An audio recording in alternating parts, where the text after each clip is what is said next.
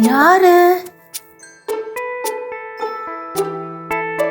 எனக்கு தெரிஞ்சதே பாருதானே.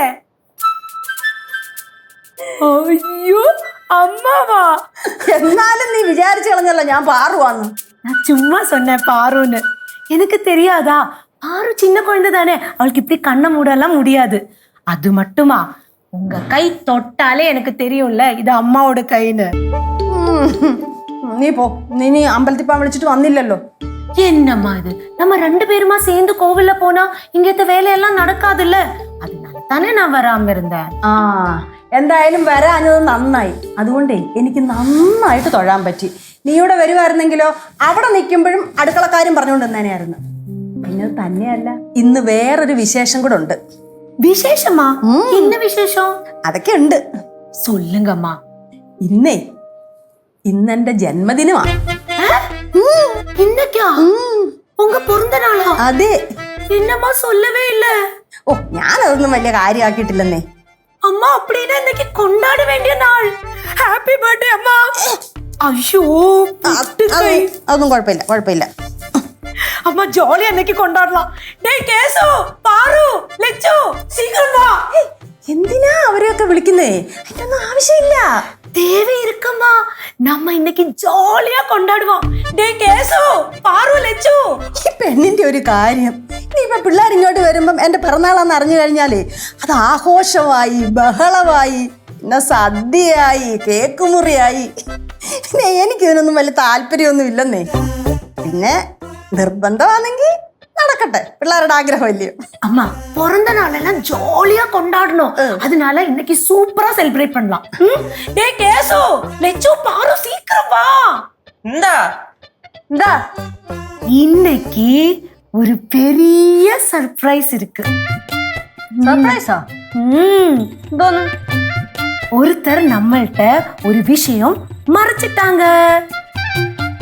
എന്ത് വിഷയം? சொல்லட்டா? இன்னைக்கு அம்மாவோட பிறந்த நாள்.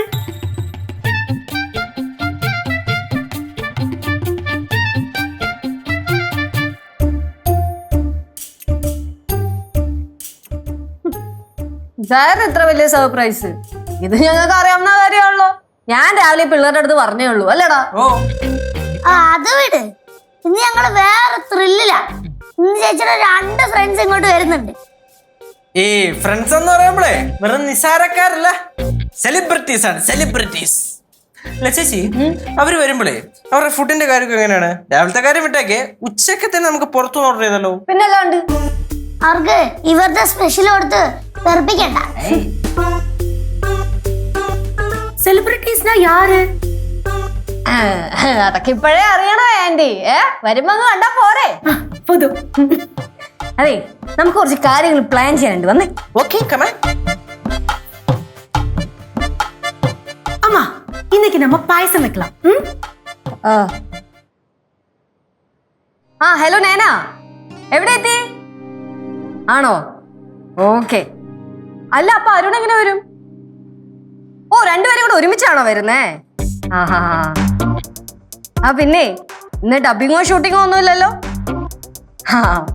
അങ്ങനെയാണെങ്കിൽ നമുക്ക് ഇന്ന് വൈകുന്നേരം ഒരു അടിച്ച് പൊളിച്ചിട്ട് പോവാം. ശരി, ഓക്കെ, പെട്ടെന്ന് പോയോ?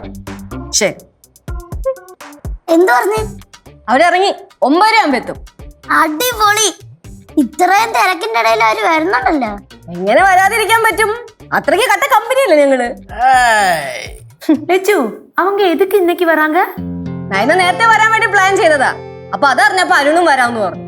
അപ്പൊ ഞാൻ പറഞ്ഞപ്പോ ഒരു കാര്യം ചെയ്യും, 2 പേരും കൂടെ ഒരുമിച്ച് പോരെ.